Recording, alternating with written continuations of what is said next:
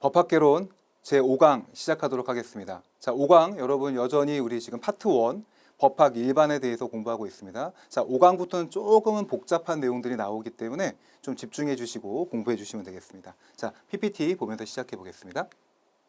자, 5강에서 배워야 될 부분은 법의 해석과 적용이라고 하는 부분입니다. 자, 이쪽 부분 같은 경우는 일단은 그 논리를 잘 모르는 상태에서 외우기 때문에 물론 뭐 그 자체가 점수를 만들어내는 데는 크게 어렵지 않겠지만 이 이유가 뭔지, 즉 법의 해석이라는 것이 뭐고 그 적용이 뭔지에 대해서 먼저 정리한다면 훨씬 더 쉽게 공부가 되지 않을까 생각은 됩니다. 그래서 제가 법의 해석과 적용에 대한 얘기를 먼저 하고 그리고 이 논리에 대해서 같이 한번 얘기해 보겠습니다.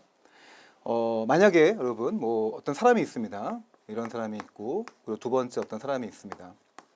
두 명의 사람이 있다고 한번 해볼게요. A하고 B는 이제 사람입니다. 근데 B가 A를 칼로, 좀 잔인한 얘기죠. 칼로 찔러 죽였습니다. 이런 얘기가 있다고 해보겠습니다. 그러니까 B가 A를 칼로 찌른 거죠. 자, 이런 것을 우리는 사실이라고 얘기를 하는 거죠. 그죠? 그러니까 어떤 사실이 있는 거죠. 자, 그럼 이런 일이 생겼을 경우에 우리 형법을 보게 되면은 형법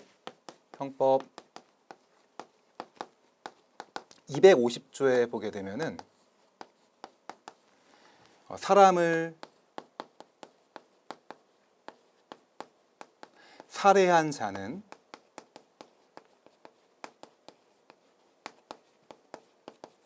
여기까지가 죄라고 얘기하는 거고요. 뭐 사형, 무기, 그리고 5년 이상의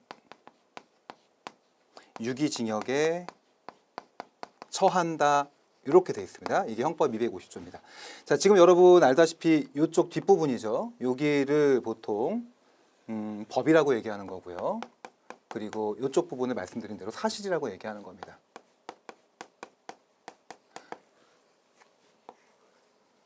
결국 법이라고 하는 것은 현실적으로 일어나고 있는 사실 자체를 적용하는 게 굉장히 중요하겠죠. 그죠? 그래서 지금 보세요. 법의 해석과 적용이라고 하는 것은, 이 적용이라고 하는 것은 뭘 의미하는 거냐면 어떤 사실이 있었을 경우에 이 사실이라고 하는 것을 법으에다가 적용해가는 과정, 이걸 적용이라고 얘기하는 겁니다. 그래서 사실을 확정하는 것, 이런 부분이 되게 중요하다고 볼 수 있고요. 그리고 확정된 사실을 법으로 적용하는 능력, 이 자체가 바로 리걸 마인드라고 얘기를 하는 겁니다. 여러분 가끔 들어보셨죠? 리걸 마인드 이런 얘기들이 나오기도 하는데 그 말은 바로 어떤 사실을 확정하고 법을 적용하는 능력을 얘기하는 거죠. 근데 사실 법을 적용하기 위해서는 이 법이 과연 어떻게 해석돼야 되는지도 되게 중요할 수 있겠죠. 바로 그 얘기가 이 얘기입니다. 사람을 살해한 자는 이거를 해석해낸다는 거죠. 그럼 처음부터 봅시다. 사람을이라고 했을 때 요 A가 사람인지에 대한 해석을 해야 되겠죠. 그죠? A가 사람이기 위해서는 사람에 대한 정의를 내려야 되겠죠. 자, 그래서 사람의 시기 같은 경우를 우리는 보통 진통설이라고 얘기하고, 그러니까 진통을 할 때부터는 엄마가 진통, 보통 산모라고 얘기하죠. 산모가 진통했을 때부터는 보통 사람이라고 본단 말이에요. 그럼 그 전까지는 뭐죠? 사람이 아니라 태아라고 보죠. 그러니까 이런 부분에 대한 거를 바로 법의 해석이라고 얘기하는 겁니다. 그럼 언제 죽었다고 보죠, 사람을? 그죠? 일반적으로 우리 모든 법들은 맥박 종지설을 취해요. 맥박이 멈췄을 경우에 사람이 사망했다고 봅니다. 이렇게 사람이라고 하는 것 자체를 진통에서 시작해서 바로 맥박이 종지됐다. 종지라고 하는 것을 맥박이 멈췄다라는 얘기를 하는 겁니다. 이렇게 이 관계에 있는 진통에서 시작해서 맥박이 종지됐을 때까지의 인간을 사람이라고 얘기하는 거죠. 그럼 A 같은 경우가 사람이기 위해서는 당연히 태어나 있었어야 될 것이고 또 맥박이 뛰고 있어야 되겠죠. 이런 부분이 바로 적용되는 거라고 볼 수 있는 거고요. 그리고 요 자라고 하는 것도 당연히 뭐가 되는 거죠? 사람이라고 해석해야 되겠죠. 이게 바로 법에 대한 해석을 얘기한다고 볼 수 있는 겁니다. 자, 그리고 살해라고 하는 것은 어떤 의도가 필요하겠죠? 이때 우리는 보통 고의라고도 얘기하는 거죠. 그죠? 고의범 이렇게 얘기하는 겁니다. 바로 이런 거, 사람을 살해한 자 이런 거를 해석하는 거를 법에 대한 해석이라고 얘기하는 거고요. 그리고 적용이라고 하는 건 뭐라고요? 그죠? 칼로 찔러 죽인 이 B라는 사람 자체를 이 법에다가 적용해 주는 과정을 우리는 법의 적용이라고 얘기하는 거예요. 그래서 법의 해석과 적용 두 가지가 있다는 점, 이게 바로 법학의 본질이라고 생각하면 되겠습니다. 법학은 지극히 추상적이기 때문에 법에 대한 해석이 굉장히 중요하고요. 하지만 법에 대한 해석은 그 자체로 놔뒀을 경우에 뭐죠? 그죠? 걔는 의미가 없는 거죠. 법은 현실과 적용됐을 때 그 의미를 가지게 되는 겁니다. 법은 해석과 적용이라고 하는 두 가지 과정을 기본으로 한다. 이렇게 생각하시고 바로 법의 해석부터 시작해 보도록 하겠습니다. 자, 시작해 봅니다. 자, 말 어렵습니다. 근데 이런 말 자체 너무 어렵게 생각하시지 마시고요. 법의 해석이라고 하는 것은 법이라고 하는 부분 자체를 내용을 명확하게 만드는 것이다. 이렇게 생각하면 되겠죠. 내용을 명확하게 하는 것이다. 자, 법은요. 지극히 추상적이고 또 일반적으로 규정되어 있습니다. 그죠?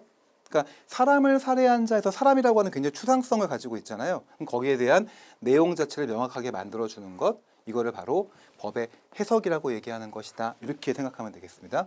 그래서 법을 해석하는 거는 이제 크게 두 가지로 만들어지는데요. 어떤 권한을 가지고 있는 해석을 유권 해석이라고 얘기하고요. 권한을 가지고 있지 않은 해석을 무권 해석이라고 얘기합니다. 그래서 유권 해석과 무권 해석에 대해서 조금 더 자세히 알아보도록 하겠습니다. 자, 법을 해석하는 겁니다. 법의 내용을 명확하게 만드는 건데 이때는 뭐가 있다? 유권 해석이 있고, 유권이라고 하는 건 뭐예요? 권한을 가지고 있는, 강력한 권한을 가지고 있는 해석. 그리고 무권 해석은 뭐죠? 없을 무자잖아요. 권리 또는 권한을 가지고 있지 않은 해석 두 가지가 있다. 이렇게 기억해 두시고 유권 해석부터 시작해 보겠습니다. 자, 유권 해석입니다. 자, 유권 해석은 말씀드린 대로 권한을 가지고 있는 국가기관에 의한 해석이다. 이 첫 번째가 제 얘기가 되는 거죠. 권한을 가지고 있는 국가기관에 의해서 해석하는 거를 보통 유권 해석이라고 얘기하는 겁니다. 이 권한이라고 하는 거를 일반적으로 공권적인 구속력을 가지고 있다고 얘기하고요. 이걸 다른 말로 뭐라고 하죠? 그죠? 바로 공권력이라고 얘기하는 거죠. 그죠? 공권적인 구속력이기 때문에 이런 해석을 우리는 유권 해석이라고 얘기하는 겁니다. 특히 법을 해석하는 기관은 최종적으로 우리나라의 최고법원이라고 할 수 있는 대법원이라는 국가기관이 맡고 있다. 그죠? 법을 해석하는 최종적인 기관, 유권 기관은 대법원이다. 이렇게 생각하시고요. 그러니까 법원에서 한다고 볼 수 있습니다. 다만 이 유권 해석이라고 하는 것은 조금 더 정리해 보죠. 그러니까 지금 얘기한 대로 국가기관이 해석하는 거잖아요. 국가기관. 근데 국가기관은 크게 몇 가지가 있다고 그랬었죠? 세 가지가 있죠. 뭐죠? 첫 번째 입법부가 있고, 그죠? 두 번째 뭐가 있습니까? 행정부가 있죠. 그리고 마지막으로 사법부가 있을 겁니다. 이렇게 세 개의 기관을 우리는 국가기관이라고 얘기하고요. 세 개를 분립됐다고 얘기하죠. 이거를 삼권 분립 이렇게 얘기하는 거죠. 그죠? 권력이 분립되어 있다 이렇게 얘기하는 거 아닙니까? 자, 그러면 요 세 가지 기관이 모두 국가기관이기 때문에 자, 제일 중요한 그 법에 대한 해석을 하는 유권 해석 기관은 분명히 사법부일 거예요. 사법부가 법원으로 이루어져 있으니까. 하지만 입법부에서도 법을 해석할 수 있고 행정부도 해석할 수 있는 여지는 있겠죠. 그죠? 이런 것도 생각하시고요. 세 가지가 모두 뭐라고 얘기하는 거죠? 이 세 가지를 다. 그죠? 이게 바로 유권 해석을 하는 기관이다. 이렇게 생각하시고 정리하시면 되겠습니다. 자, 그러면 구체적으로 입법부에 의한 해석, 그리고 행정부에 의한 해석, 마지막으로 사법부에 의한 해석 자체가 어떻게 구분되는지 한번 더 확인해 보도록 하겠습니다. 다시요. 이 세 가지는 모두 뭐다? 유권 해석에 들어간다는 점 기억하시고요. 자, 권한이 있는 것이고 이것은 공권력을 의미하는 것이다. 이렇게 생각하시고 나갑니다. 자, 이루어집니다. 자, 입법기관에 의한 해석부터 우리 자세하게 한번 보도록 하겠습니다. 말씀드린 대로 입법기관이라고 하는 것은 국회를 얘기한다고 볼 수 있고요. 그죠? 그리고 행정기관에 의한 해석 같은 경우는 행정부라고 얘기할 수 있을 것 같습니다. 마지막으로 사법기관에 의한 해석을 법원에 의한 해석이라고 볼 수 있고요. 자, 이 세 가지는 모두 공통적인 게 뭐죠? 그죠? 모두 유권 해석이라고 하는 공통점을 가지고 있는 겁니다. 자, 아까 말씀드린 대로 이 중에서 가장 메인이 되는 것은 법원에 의한 해석이라고 볼 수 있습니다. 근데 국회에 의해서도 해석이 이루어질 수 있다고 얘기를 합니다. 자, 예를 한번 잠깐 들어보겠습니다. 근데 국회가 만드는 것 자체가 법이죠. 그러니까 법을 제정하는 것이 이제 국회입니다. 근데 우리 민법에 보게 되면은 이렇게 되어 있죠. 민법에는 부동산이란 토지와 그 정착물이다 이렇게 얘기를 합니다. 그러니까 우리 민법에 보게 되면은 부동산이란 토지와 토지에 부착되어 있는 정착물, 움직이지 않는 것들 이런 것을 보통 우리는 민법상 부동산이라고 얘기합니다. 누가 만든 거죠? 누가 해석한 거죠? 그죠? 바로 입법부가 법을 만들 때 처음부터 부동산이라고 하는 것을 해석해주고 있는 거죠. 그죠? 이런 거를 우리는 입법기관에 의한 해석이라고 얘기합니다. 네, 이렇게 예시만 하나 기억해 두시면 되겠고요. 그러면 행정기관에 의한 해석은 뭐냐? 좀 예를 한번 잠깐 들어보죠. 얘도. 자, 행정부에 의한 해석 같은 경우는 이런 거를 생각하면 좋습니다. 만약에 여러분 노란 지금 그 신호등이 있습니다. 그러니까 신호등이라고 하는 거는 원칙적으로 붉은색과 푸른색으로 녹색으로 이루어져 있죠. 녹색일 때는 가는 거고 붉은색일 때는 서야 되는 거죠. 그죠? 근데 어떤 사람이 운전을 하다가 그러니까 노란불로 바뀌었습니다. 자, 이럴 때 그냥 이거를 무시하고 그냥 운행을 했습니다. 자, 이랬을 경우에 물론 이 노란색으로 딱 바뀌었을 때가 되게 애매했었어요. 그러니까 녹색에서 노란색으로 딱 바뀔 때 그냥 그 길을 넘어가 버렸던 거죠. 자, 그럴 때 경찰관이 뭐라고 얘기하냐면 당신은 신호를 위반한 것입니다. 자, 이렇게 해석해 버린 거죠. 그러니까 결국은 노랑 신호등이라고 하는 거의 해석을, 그죠? 이게 걸쳐 있었던 거잖아요. 녹색에서 노란색으로 딱 바뀌었을 경우에 그때 행정부에, 그러니까 경찰은 결국 행정부 소속이죠. 행정안전부 소속이거든요. 그러면 행안부 소속의 경찰이 신호 위반입니다. 이렇게 판단했던 것은 바로 노란색에 걸쳐 있을 경우에는 위반이다라고 판단했다고 볼 수 있겠죠. 자, 이런 해석들을 일반적으로 행정기관에 의한 해석이라고 얘기하는 거예요. 자, 그렇죠. 그러니까 결국 유권 해석이라고 하는 것은 법으로 만들어지기도 하고 또 행정부에서도 해석할 수 있습니다. 하지만 메인은 뭐라는 거죠? 사법기관에 의한 해석이 이게 이제 메인이 될 수 있겠죠. 법을 해석하는 것은 법원의 최종적인 권한일 수 있다. 하지만 세 가지가 모두 다 유권 해석이 될 수 있는 것이다. 이렇게 생각하시면 되겠습니다. 자, 유권 해석에 대해서 정리했다면 이제 문제가 좀 출제가 될 수 있는 무권 해석에 대해서도 좀 한번 자세하게 생각해 보겠습니다. 자, 지우고 시작해 보겠습니다. 자, 무권 해석은 종류가 좀 많습니다. 여러분들 하나하나 보면서 물론 뭐 어려운 내용들은 아니지만 간단한 예시를 통해서 기억해도 나쁘지 않을 것 같습니다. 시작해 봅니다. 자, 무권 해석입니다. 이제 권한이 없는 해석을 얘기한다고 볼 수 있겠죠. 자, 무권 해석은 말 그대로 권한이 없는 해석이다. 이 권한이라고 하는 걸 뭐라고 했었죠? 그죠? 공권력을 가지고 있지 못한 거죠. 가지지 못한 해석이다. 이렇게 얘기하면 좋습니다. 지금 법을 해석하는 거 공부하고 있는 겁니다. 자, 보통 무권 해석 얘기할 때는 법학자에 의한 해석이라고도 얘기하고요. 그래서 이거를 뭐라고 한다? 학설 이렇게도 얘기합니다. 학설이라고 하는 것을 법을 공부할 때 많이 얘기하게 되는데요. 학설 중에서 많은 사람들이 모여있는 학설을 다수설이라고 얘기하고 적은 사람들이 모여있는 학설을 소수설이라고 얘기하고 절대다수가 모여있을 땐 통설 이렇게도 얘기하거든요. 이렇게 학자들의 해석들을 우리는 무권 해석이라고 얘기하고요. 다른 말로 뭐 학리 해석, 이 학이라고 하는 것이 배울 학자잖아요. 그죠? 그래서 학리 해석이라는 말로도 쓰인다라는 점. 그래서 무권 해석 또는 학리 해석 또는 학설 세 가지가 같이 가는구나 이렇게 생각하면 되겠습니다. 자, 맨 처음에 무권 해석의 종류가 상당히 많으니까 하나씩 보도록 하죠. 문리 해석이라는 게 있습니다. 크게 두 가지로 먼저 나눌 수 있습니다. 문리 해석과 논리 해석이라고 하는 두 가지가 있는데요. 문리 해석은 뭐죠? 바로 그죠? 문자 그대로 해석하는 거죠. 문자 있는 그대로. 그래서 보세요. 어떤 문장이나 용어 이것을 기초로 해가지고 그 자체에 대한 문자의 의미 자체에 그냥 국한시켜 버리는 거를 문리 해석이라고 얘기합니다. 근데 보통 문리 해석이라고 하는 것은 해석으로서 뭐 정당성을 갖긴 좀 어렵지만 그래도 해석의 방법은 맞겠죠. 그 문자 그대로 해석하는 거 이걸 문리 해석이라고 하고요. 그럼 여기 약간 융통성이 발휘되는 거 이런 거를 논리 해석이라고 얘기하는 겁니다. 자, 논리 해석입니다. 논리 해석의 첫 번째 확장 해석이라는 게 있습니다. 자, 말 그대로 뭐죠? 해석의 범주를 넓혀가는 거를 확장 해석이라고 얘기하는 겁니다. 자, 내용 볼까요?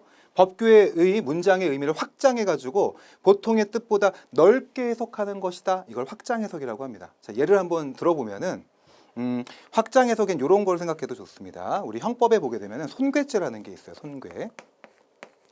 형법 얘기입니다.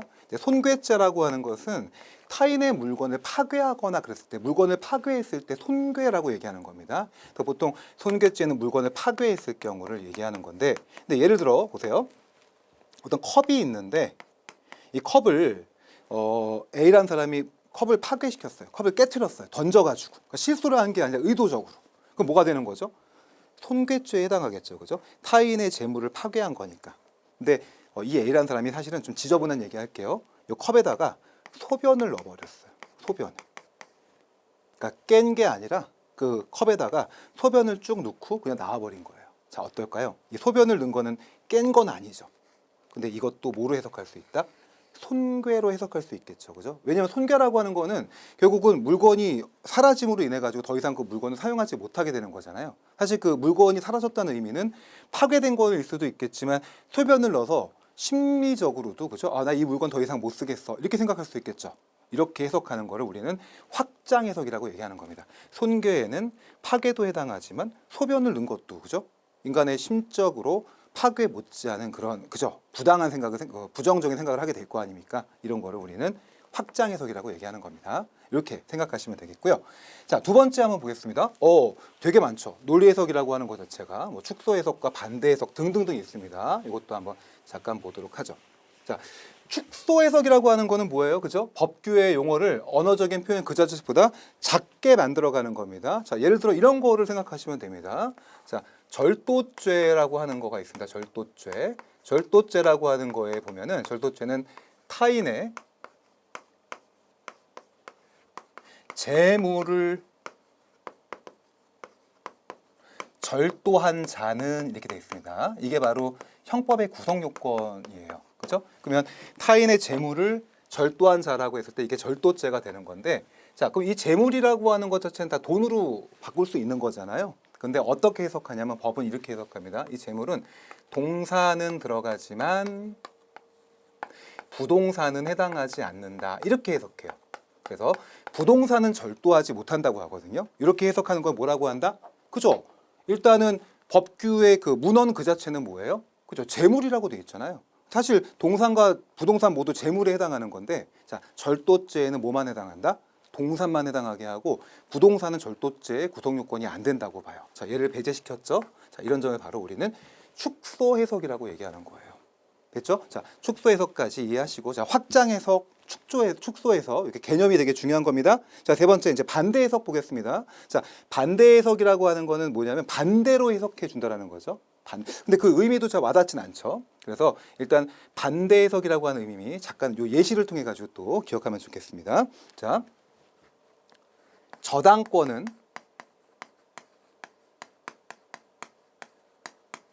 부동산에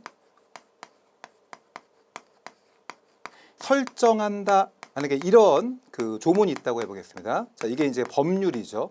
해석해 봅시다. 저당권은 부동산에 설정한다. 그러니까 저당권이라고 하는 권리는 부동산에다만 설정한다라고 얘기합니다. 자, 이거 반대 해석해 볼까요? 저당권은 어디에 설정하지 못하죠? 그렇죠.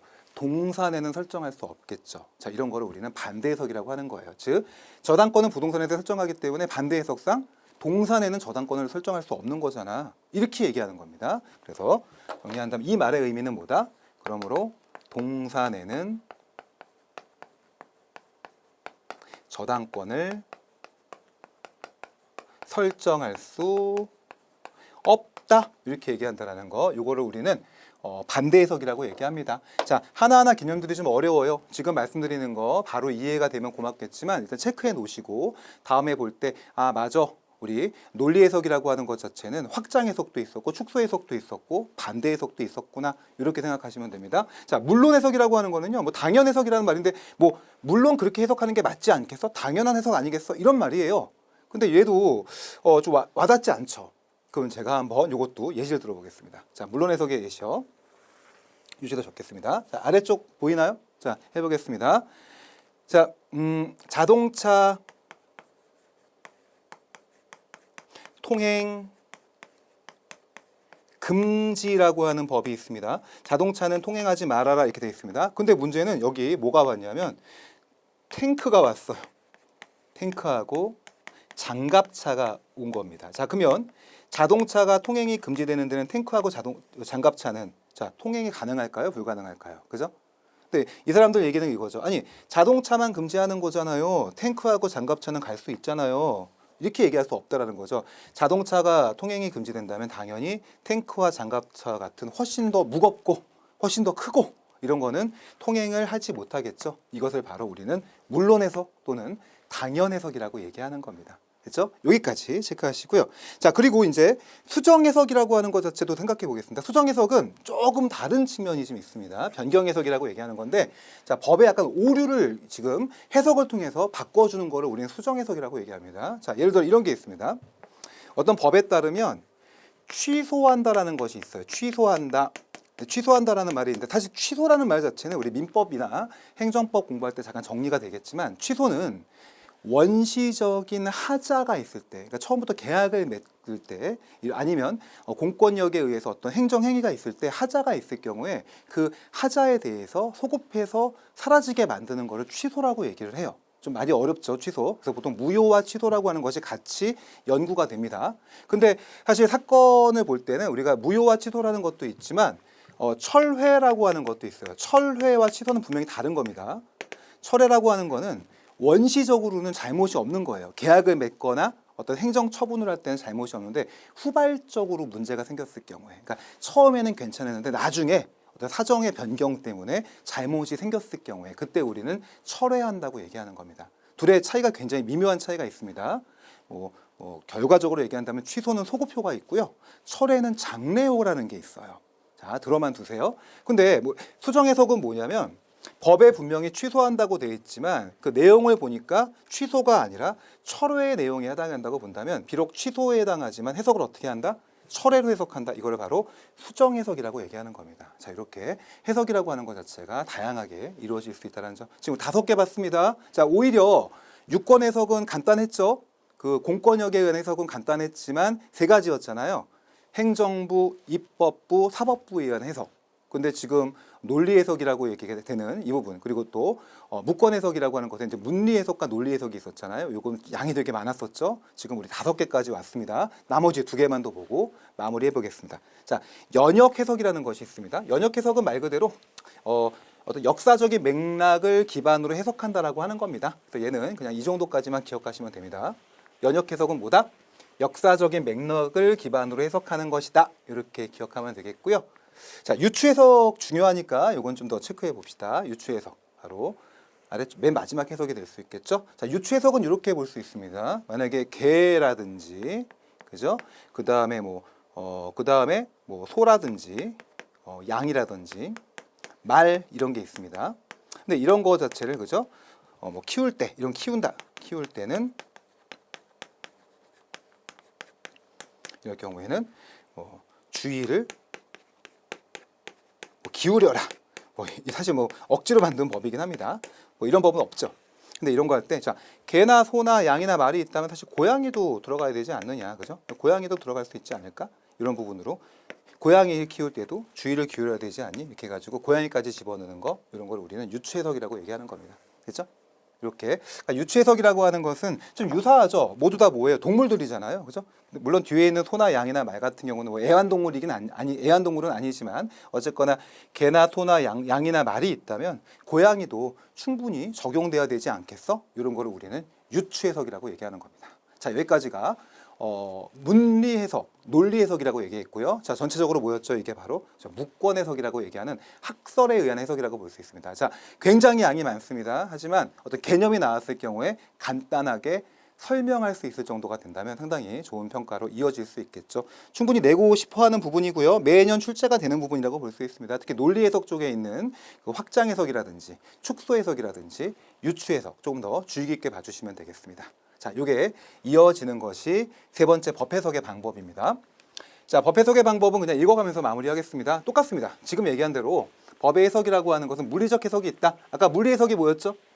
그죠? 물리 해석이라고 하는 것은 학리 해석이라고 하는, 그죠? 학설에 해당하는 건데 무권 해석이죠. 그 중에서 그 문헌 그대로 해석하는 거를 문리 해석이라고 했었죠. 바로 이 내용이죠. 바로 법의 규정을 문법적으로 해석해 버리는 것이다. 즉 뭐예요? 문헌이 가지고 있는 의미 따라 해석하는 것이고 가장 기본적인 것이다. 그죠? 바로 있는 그대로 해석이 가장 중요하다고 볼 수 있긴 합니다. 하지만 이 해석만 가지고서 법의 해석을 마무리했다고 보기는 어려울 겁니다. 자, 2번째 해석이죠. 자, 논리적 해석이라는 것이 있습니다. 자, 논리적 맥락을 가지고 하는 것이다. 이렇게 얘기하는 것이고요. 자, 논리 해석이라고 하는 것 자체가 아까 뭐였습니까? 앞에. 그죠? 논리 해석에 다양한 게 있었잖아요. 확장 해석, 축소 해석, 당연 해석, 유추 해석 등등등 이런 걸 바로 논리 해석이라고 얘기하는 겁니다. 그래서 이것도 새롭게 지금 공부한 것이 아니라 아까 이 논리 해석에 다양한 종류가 있었습니다.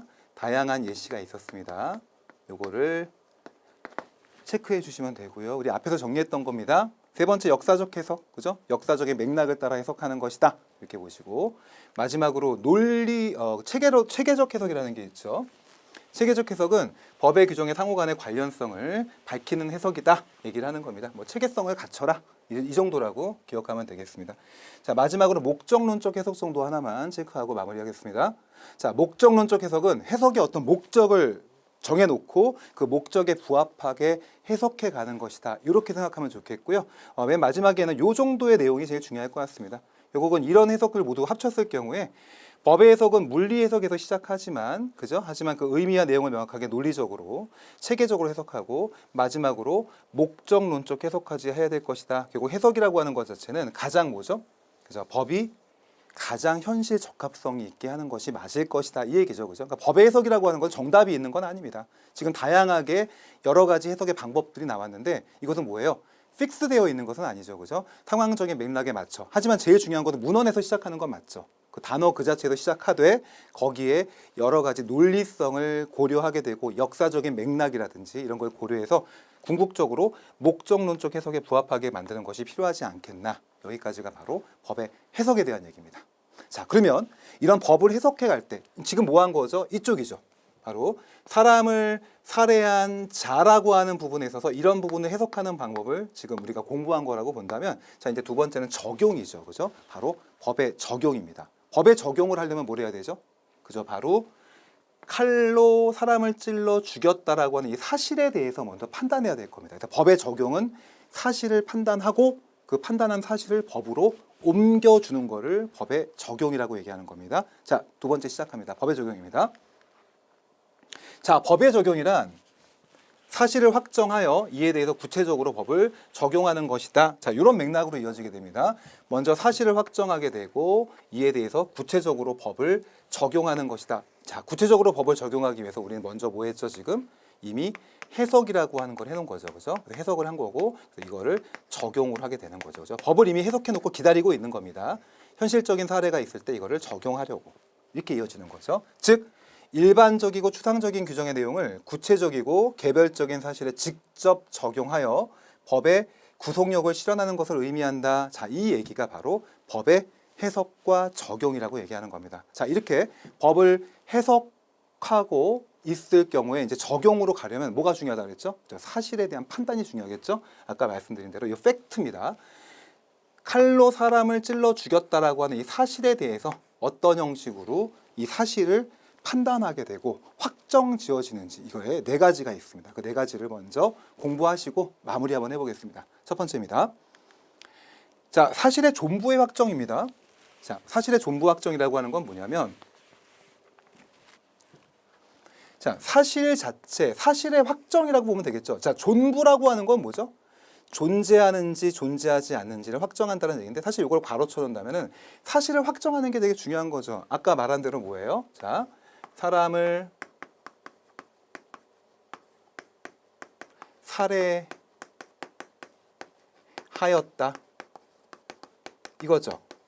자, 뭐 A가 자, 이 사람이라고 하는 거를 을을 B를 자, 이렇게 바꾼다면은 뭐가 되는 거죠? 자, 이게 바로 사실의 확정이죠. 그죠? 자, A가 B를 죽였다라고 하는 사실의 확정이라고 보는 겁니다. 자, 이게 있게 되면 뭐가 됩니까? 이게 이제 적용이 되겠죠. 그죠? 이 사실을 확정한 다음에 법에 적용하는 거죠. 자, 어떤 법이었죠? 잠깐 와볼까요? 이 법이 되는 거죠. 사람을 살해한 자의, 그죠? 이 사람이라고 하는 것은 B가 될 것이고, 그리고 살해라고 하는 것은 고의가 될 것이고, 그리고 자는 A가 되겠죠. 그죠? A가 B를 살해했다고 한다면 이렇게 될 겁니다. 이게 바로 사실에 대한 확정이 되는 것이고요. 자, 그리고 이 사실의 확정 자체는 기본적으로 뭐 민법에서는 자유심증주의고 형법에서는 누가 한다? 그죠? 증거재판주의에 따라 이제 검사가 이제 보통 입증하기도 할 겁니다. 근데 자, 이런 사실 자체가 되게 애매할 때가 있을 겁니다. 그럴 때 우리는 뭐라고 하냐면 사실에 대한 증명이라고 얘기합니다. 이게 되게 모호할 경우에는 이제 입증을 해야 되는 걸 얘기하는 거죠. 그러니까 사실관계가 모호할 경우에 입증하는 것, 이거를 사실의 증명이라고 합니다. 자, 읽어보겠습니다. 당사자의 주장과 이를 뒷받침할 수 있는 객관적 자료와 증거에 의해서 사실이 존부 및 내용을 확정하는 것을 말하는 것이다. 자, 민사법에서 증명 책임을 지게 되는 것이고, 자, 증명 책임이라는 게 있는 거죠. 그리고 형사법에서는 검사한테 증명 책임을 진다. 즉 뭐예요? 사실의 확정이라고 하는 것 자체가 애매할 경우에 이거를 증명하는 거를 사실의 증명이라고 얘기합니다. 이거 왜 하는 거죠? 지금 모두? 그죠? 법에 적용하려고 하는 거죠. 그죠? 바로 이 부분이 법의 적용의 영역이라고 볼 수 있는 겁니다. 법을 적용하려면 사실 자체를 확정해야 되고 그 사실 자체의 확정이 어렵다면은 확정에 대한 증명을 해줘야 된다는 거죠. 이 두 가지를 기억하시면 되겠습니다. 자, 이 두 가지도 유사한 모습을 보인다면 자, 뒤에 나와 있는 두 가지는 매년 출제가 되는 겁니다. 다시 한번 두 개를 더 보도록 하겠습니다. 첫 번째, 사실 존부에 대한 추정과 사실의 간주 부분입니다. 보겠습니다. 여기는 매년 출제가 된다고 봐두시고 정리해 보겠습니다. 자, 우리 1번하고 2번에서 아까 뭘 봤냐면 자, 먼저 3번, 4번 보기 전에 자, 사실에 대한 부분에 있어서 우리가 먼저 했던 것은 뭐였습니까? 사실 존부죠. 사실을 확정하게 되는 것이고 그리고 이런 사실 확정 자체가 애매하다면 여기에 대해서 사실을 증명하는 것이다. 이게 바로 법이다. 법과 현실의 적용을 얘기하는 것이다. 이렇게 얘기했었습니다. 근데 지금 나와 있는 마지막 두 개 추정과 간주라고 하는 부분은요. 모두 이제 법적으로서의 얘기를 말하는 건데요. 자, 얘는 확정이나 증명이기보다는 어떤 법에 의해서 일정 부분에 힘을 주는 거를 사실의 추정 또는 간주라고 합니다. 말이 좀 어렵죠? 자, 그러면 다시 한번 설명해 보겠습니다. 만약에 보세요. 자, 요 내용 한번 보겠습니다. 혼인 중 포태한 자는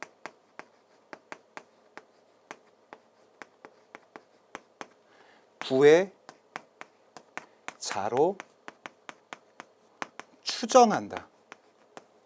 이런 게 바로 추정이라고 하는 거예요. 자, 혼인 중 포태한 자라고 하기보다는 경우라고 할까요? 자, 혼인 중 포태한 경우라고 바꾸겠습니다. 우리 민법 얘기입니다. 자, 혼인 중 포태했습니다.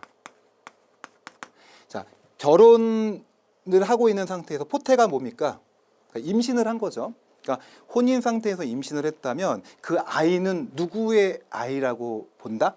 추정한다? 본다와 추정한다 다른 겁니다. 자, 바로 그 남편의 아이로 추정해 주겠다. 이런 거를 뭐라고 한다? 그걸 바로 사실의 추정이라고 얘기하는 겁니다. 사실 존부의 추정. 알겠죠? 자, 추정이라는 말 자체는 그러니까 이 말이 나오는 순간 뭐죠? 어떤 여성이 지금 혼인 상태예요.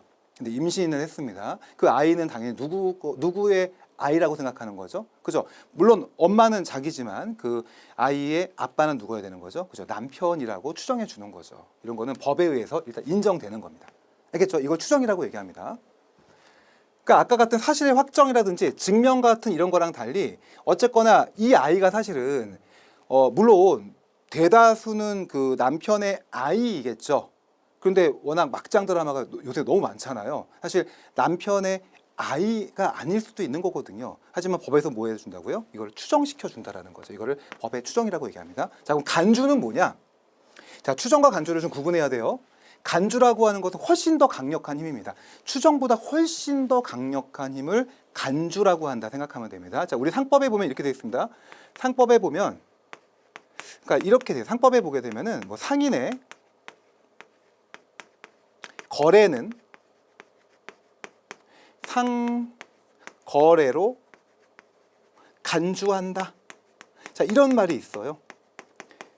또 뭐 말로만 말씀드리겠습니다. 민법 같은 경우에 뭐 실종 기간이 다 지났을 경우에는 사망하는 것으로 간주한다. 이런 조항을 우리가 간주 조항이라고 얘기합니다. 자, 얘도 마찬가지로 법에 의해서 엄청나게 강한 힘을 주는 건데요. 자, 둘의 차이는 누가 더 강하다? 그 법적 힘이 이쪽이 훨씬 강합니다.